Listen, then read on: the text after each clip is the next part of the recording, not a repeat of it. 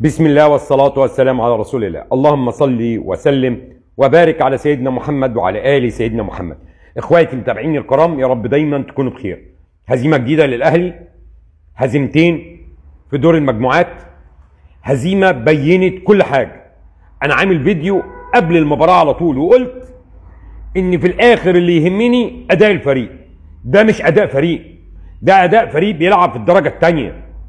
ده مش فريق الأهلي ولا ده روح النادي الاهلي. الجمهور بعيد ان انا شايف ان عدده قليل، لكن عمل. الجمهور ما تعصبش على اللعيبه، الجمهور بيعمل كل حاجه، الجمهور بيشجع لاخر لحظه. لكن انا شايف اصلا ان اللعيبه بمدير الكوره بالمدير الفني يأسين، زي ما يكونوا كانوا متوقعين الهزيمه، فلما الهزيمه تحصل ما عندهمش مشكله، مفيش حاجه قلقاهم. ازاي كولر بيفكر ان اكرم توفيق يلعب؟ على اي اساس؟ انت شايفه يعني انه لاعب ما زال في النادي الاهلي وعايز تستخدمه لاخر لحظه؟ خلاص، لو انت شايف انه عنده الحماس سيبه ونزله بقى من اول المباراه. لكن انت بتنزله وانت اللي بتدور، عايز تكسب في ارضك، عايز توصل اول مجموعه، عايز تهرب من الاوائل. الاهلي مكشوف في كل حته. قلت لكم في الفيديو اللي فات، قلت لكم خلاص رامي ربيعه بالراحه. رامي ربيعه بوجود اشرف داري، وكان الاهلي متوقع ان يوسف ايمن لاعب قوي، ما كانش ولا رامي ربيعه هيتجدد ولا ياسر ابراهيم. واللي جاب خالد عبد الفتاح، العين اللي جابت خالد عبد الفتاح تتحاسب، ولو بموافقه كولر يتحاسب. لازم يفهم ان هو كمان عنده اختيارات غلط. ولا خالد عبد الفتاح ولا ياسر ابراهيم ولا رامي ربيعه، ده خط دفاع، خط دفاع كارثي. وسيبك من الكوره بتاعت حسين الشحات، اوفسايد مش اوفسايد، هدف جميل مش جميل، قلت لك مش هيعرف يلعب عرضيه.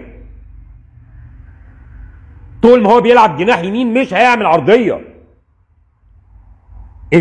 لعيبه الاهلي مصره ان تهبط مستوى اسامه ابو علي.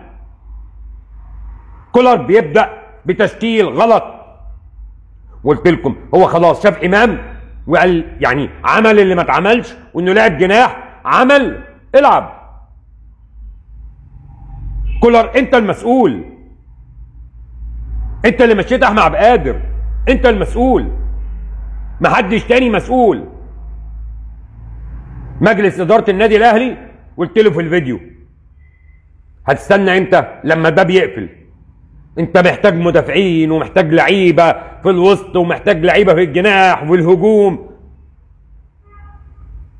مين صاحب قرار ان اكرم توفيق يبقى مكمل؟ جمهور الاهلي، ولا هو مستحمله وهو في الملعب ولا هو عنده الحماس.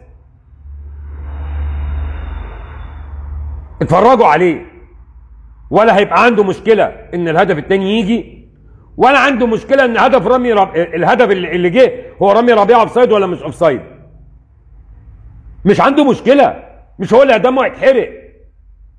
اللي دمه هيتحرق الجمهور اللي قصاد الشاشات والجمهور اللي في الملعب. مجلس اداره النادي الاهلي بالراحه. وانا قلت لكم مفيش مستوى، ولا الاهلي يقدر ينافس في الدوري بوجود بيراميدز، ولا هيقدر ينافس في بطوله افريقيا، ولا قصاد الترجي ولا قصاد بيراميدز. ده الاهلي لو بيلعب الهلال السوداني رايح جاي هيطلع. يعني الهلال السوداني لو صعد اول مجموعه والاهلي قبله هيطلع. بيراميدز او الترجي الاهلي يطلع. الاهلي سيء، الاهلي ما عندوش حاجه يقدر يعملها. عنده في مباراه في الدوري كمان 3 ايام برضه ما عندوش حاجه يعملها. احنا جايين نلعب عمر الساعي في وقت الاهلي كله مستواه واقع، والولد بيحاول انه يبان انه عنده لمسه. لكن هنحاسب مين؟ هنحاسب كريم وليد اللي ما بيلعبش، اللي انت جايبه من الثلاجه؟ هتحاسب مين؟ مروان عطيه اللي انت عارف انه عنده اصابه وانه لو عمل عمليه ممكن يحتاج ما بين شهر لشهرين في البيت؟ تحاسب مين؟ مين اللي يتحاسب؟ كولر يتحاسب ولا هيقول ان خلاص الدنيا انتهت مفيش صفقات؟ اصل الصفقات ما جاتش. يعني طب يعني خلاص انت لما هتجيب صفقتين هتجيب 2 جناح ولا جناح مهاجم؟ المشاكل الدفاعيه بتاعتك دي مش عارف اتكلم على لاعب لانه كله وحش. اي لاعب انت شايفينه في الملعب وحش الا من لمحات. يعني كريم الدبيس اللي انا مش عارف انت راكنه ليه يا كولر، السرور اللي عمله بسم الله ما شاء الله، عمل سرور لامام المباراه الاخيره، وادي السرور اللي عمله لحسين الشحات. ولو كان يحيى عطية الله موجود ما كانش شاف الملعب. وكولر كان بيقول مش عايزه يمشي.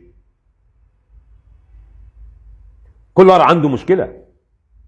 كولر مش قادر يحفظ اللعيبه جمل. الاهلي ما فيهوش جمله، انانيه في الخط الامامي وكل لاعب عايز يوصل ايه اللي حسين الشحات بيعمله؟ بلاش فكره انه جاب الهدف فيبقى لا وحش.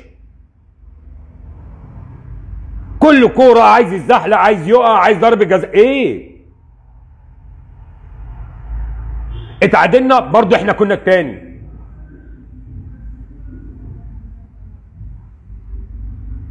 ورامي ربيعه بيلف باليه، هيرقص باليه بيلف عشان يطلع كوره. المباراه سيئه في كل حاجه. فرقه ما بتضغطش، ما بتعملش هجمه مرتده صح، ما بتعملش اي حاجه. هنبقى مستنيين منها تكسب ايه؟ ولا ايه الشكل اللي هيبقى موجود في الدور الثاني؟ ولا ايه الشكل اللي هيبقى موجود في بطولة الدوري؟ ولا حاجة. في مشاكل كتير. الاهلي لازم يعمل ثورة في اللعيبة. ربيعة على ياسر ابراهيم على خالد عبد الفتاح على اكرم توفيق، ثورة. على عمرو السولية، ثورة في الفرقة. الفرقة بقت تقيلة، وضعها سيء وكل حاجة فيها وحشة.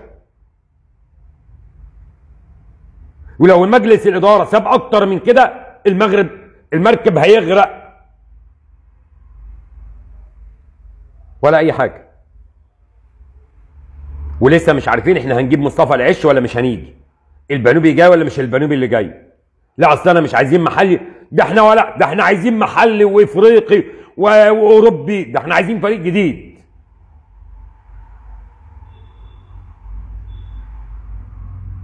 ولو المباراه كملت شوط ثالث ورابع انت هتتغلب، برضه هتتغلب. فرقه بتمسك كوره بتنقل 1 زائد 1 بيساوي 2 وهوب 1 2، واحنا نص اللعيبه كره تعدي الزحلق، ولا هو بيقطع بالزحلقه ولا هو بيعمل ولا هو بيسوي. وترجع في اليمه الثانيه تتفرج على المشيو، عبد القادر بيقدم مستوى رائع، ديانج بيقدم مستوى رائع. طب انت عايز تكسب بدل ما تنزل اكرم توفيق ما تنزل محمد سمير ويلعب ب2 مهاجمين. طب ما انت عمال تقول انا عايز مهاجم مع اسامه ابو علي، وانت هتجيب مهاجم يا كولر تركنه ولا ناوي تلعب ب2؟ كولر يتحمل النهارده مسؤوليه الهزيمه قبل اللعيبه وقبل مجلس الاداره. طب ولا لعبت دفاع وعلى الهجمه طالما انت عارف ان فريقك نصه غياب ونص اصابات؟ يا عم العب دفاع والعب على الهجمه المرتده. انت ما عملتش حاجه. تشكيل غلط ومفيش خطه وانزل العب. وقاعد مستني النتيجه، ومحمد رمضان جنبك قاعد مستني النتيجه. مفيش حد دمه محروق الا الجمهور. 90 دقيقه بالاكسترا تايم بيشجع. يستاهل الاهلي الخساره. يمكن الخساره تفوقه، بس ما بقتش عارف انهي خساره اللي تفوقه. سوبر الافريقي قصاد الزمالك ولا قصاد باتشيكو، ولا الخساره دي انهي خساره تفوق الاهلي؟